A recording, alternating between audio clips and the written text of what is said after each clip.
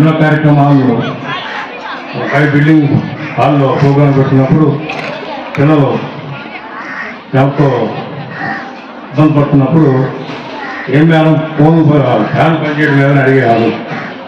నాకు ఏ ఫ్యాన్ పనిచేయడం లేదు అని చెప్పగానే నా తీరుగా చెప్పారు ఎస్ఎం గారు.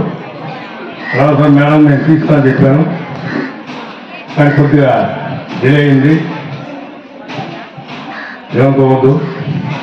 పోతే ఈరోజు చిన్న కార్యక్రమం అయినా మనకి రేపు మార్చి 15వ తేదీ నుంచి పరీక్షలు జరగబోతున్నాయి 10th క్లాస్ పిల్లలకి.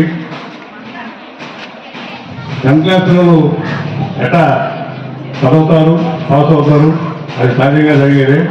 కానీ 6వ క్లాస్ నుంచి కూడా ఇప్పటి నుంచే బాగా చదివి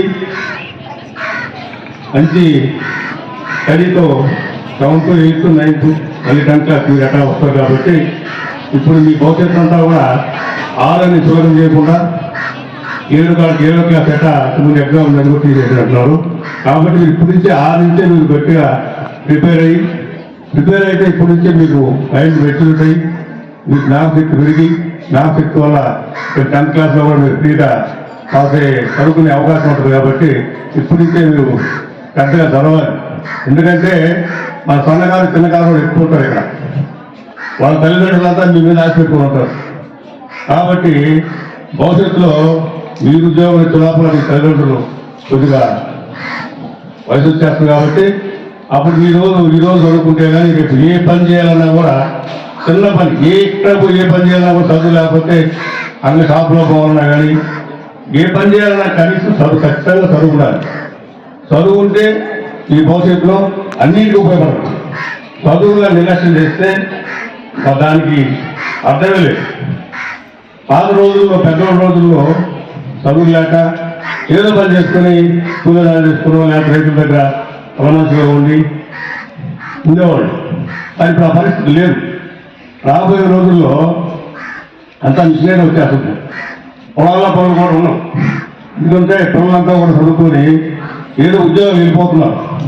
ఉద్యోగం వెళ్ళిపోయిన తర్వాత లేబర్ కూడా అక్కడ కష్టమైపోయిన పరిస్థితుల్లో కొన్ని దేశాల్లో ఆ లేబర్ లేని పరిస్థితులు అన్నీ కూడా యంత్రాలతో తయారు చేస్తున్నారు వ్యవసాయం. ఇప్పుడు మనకి కొన్ని వస్తున్నాయి, ఇంకా కొన్ని వస్తున్నాయి. ఇప్పుడు ఏదో మనకి పిడి చల్లేదానికి కూడా వచ్చాయంట. మనం కొనుగోలుకి వచ్చాయి, తర్వాత డ్రోన్ ద్వారా అందుకొట్టే వచ్చాయి.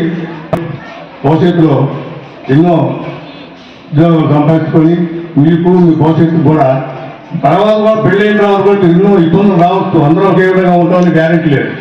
కొంతమంది కలెక్టర్ కావచ్చు, కొంతమందికి ఒక ఉద్యోగాలు పోవచ్చు, ఇంకోటి పోవచ్చు. కాకపోతే ఏరికైనా చిన్న ఉద్యోగం చేసుకొని తల్లిదండ్రులు పోషిస్తారన్నా, భార్య భర్తలు పోషించుకోవాలన్నా, పిల్లలు పోషించుకోవాలన్నా ఖచ్చితంగా నీకు చదువు అవసరం.